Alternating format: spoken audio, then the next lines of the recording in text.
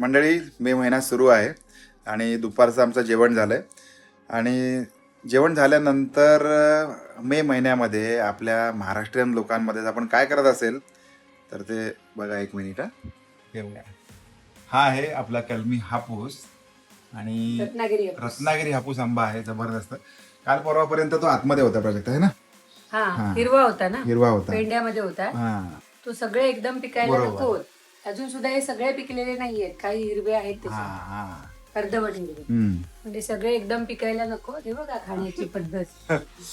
सगळे एकदम पिकायला नको म्हणून आपण बाहेर काढून ठेवले आणि आता मस्त जेवण झालं आणि इतके सगळे आंबे फोडले आपण. त्याच्यातला एक आंबा आपल्याला थोडासा खराब निघाला. हा बघा, थोडासा खराब निघाला. पण आंबा आपण हा सगळ्या पूर्ण बाजूने कापून घेतला आणि जेवढा खराब राहिला तेवढाच आपण तो टाकून दिलाय. म्हणजे काय आंबा तरी छान होता. आंबा खूप छान थोडा होता, कोपरा सोडल्यास बाकी आंब्याची चव खूप छान उत्कृष्ट होती. हा, आपण तेच सांगायचं की आंबा आपण डागाळलेला बघतो किंवा थोडासा काळा झालेला बघतो आंबा, पण आणि आपण समजतो की आंबा खराब आहे आपण फेकून देऊया, आहे ना.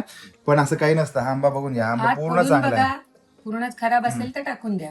अदरवाईज पण मोस्टली असं नसतं. आंबा हा चांगलाच असतो आणि पूर्ण खराब आंबा तुम्हाला मिळतच नाही. आणि आंबा असा स्वच्छ खायचा असतो, व्यवस्थित, है ना. पूर्ण टाकून इतकी महागाची गोष्ट आपण खातो आणि इतकी महागाची गोष्ट आपण खातो आणि ती व्यवस्थित खाल्ली पाहिजे ना. आंबा सोन्याचा दर्जा आहे आणि फळांचा राजा आहे. तर त्याचा आणि सोन्याचा दर पण आहे त्याला. आणि फळांचा राजा आहे, त्याच्यामुळे त्याला पूर्ण रिस्पेक्ट पण तेवढा दिला पाहिजे. जसं आपण आपल्या आता संपला.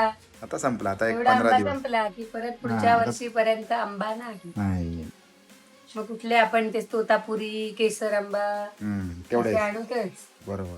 पण हा कलमी आंबा हा इतकापर्यंत सीझन असतो, त्यामुळे एन्जॉय करा यार. पुढच्या पाडव्यापर्यंत मिळणार नाही. बरोबर.